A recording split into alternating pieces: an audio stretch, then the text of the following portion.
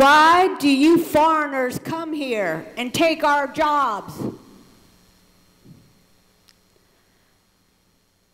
It was 1980, Montgomery, Alabama.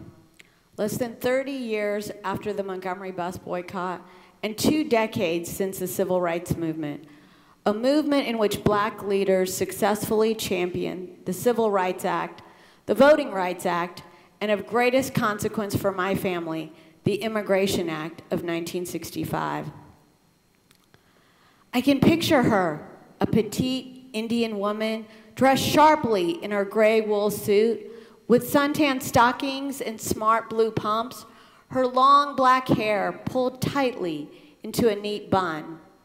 She sat in front of a panel of white male physicians, eager to answer their questions and demonstrate her qualifications. That she had immunized children in rural India and provided IUDs to poor women in Kansas City. But there would be none of that. Only the question that sought no answer.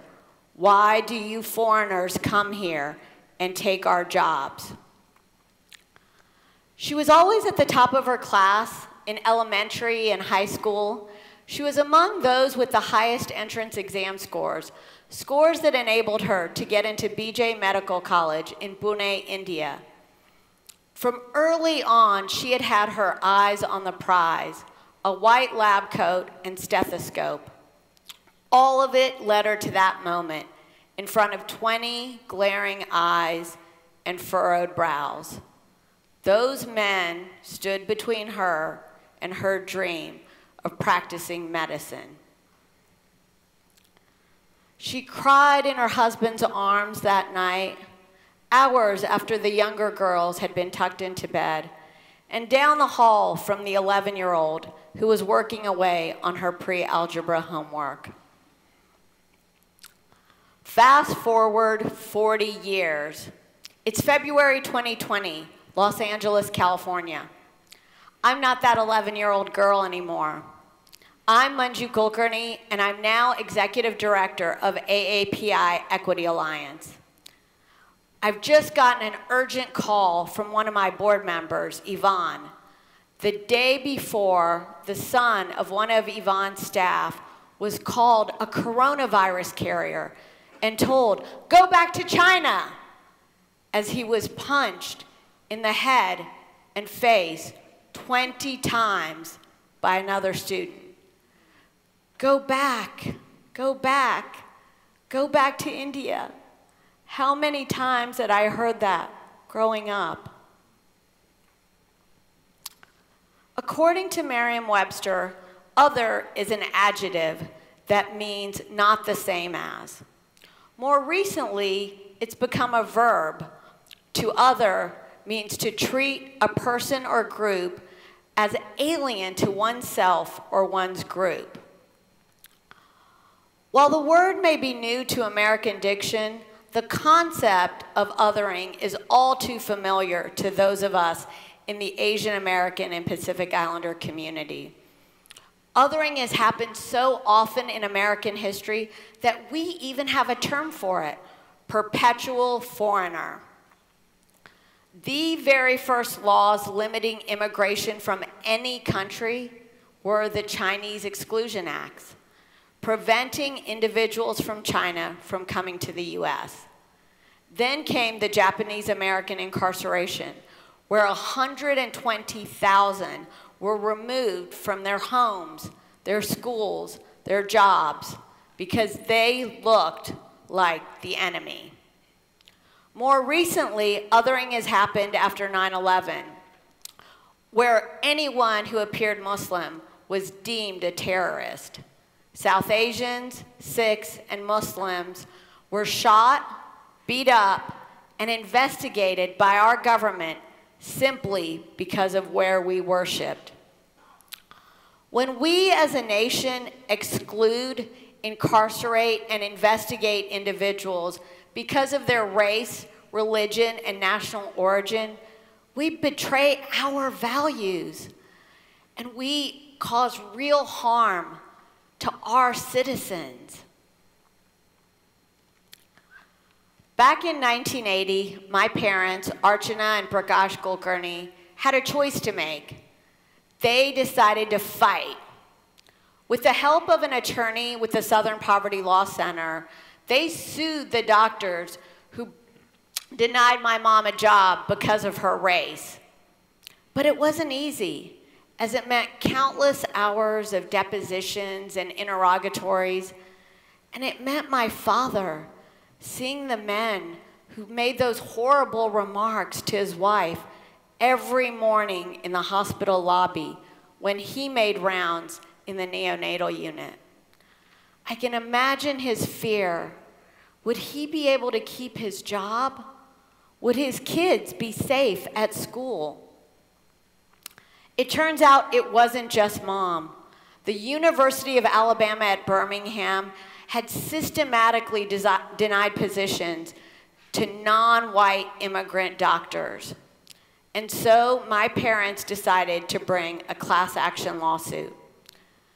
But their attorney warned them that the likelihood of success was remote because this was, after all, Alabama. White lab coats had simply replaced white hoods. In recent years, psychologists have learned that belonging is a universal human need. It's about connection to other people and also to place, power, and purpose. Belonging is essentially about acceptance, having our rightful place in our community and our country. After the 12-year-old was attacked on the schoolyard in 2020, I knew I had to do something. Along with Cynthia Che and Russell Jung, I co-founded Stop AAPI Hate to address anti-Asian racism. First, we had to figure out what was happening. Data from the FBI and other government sources didn't accurately reflect our community's experiences. And so we decided to do exactly that, track anti-Asian hate. The results were shocking. Over 11,000 hate acts from across all 50 states. Women having racist slurs hurled at them on the subway.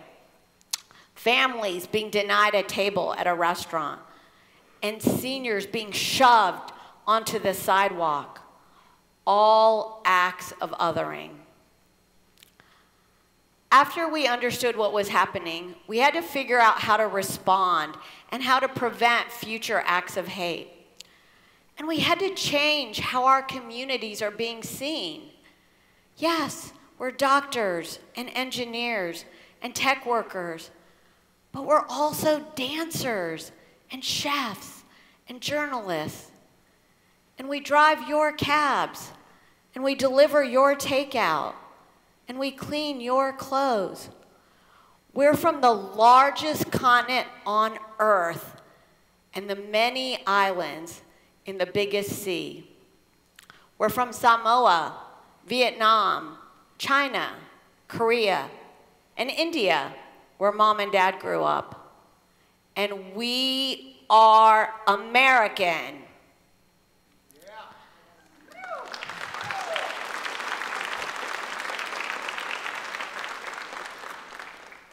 As Americans, how can we stop betraying our values and stop harming our communities? It's called radical healing. And it's a framework developed by Black scholars like Brianna French and Gioni Lewis and others.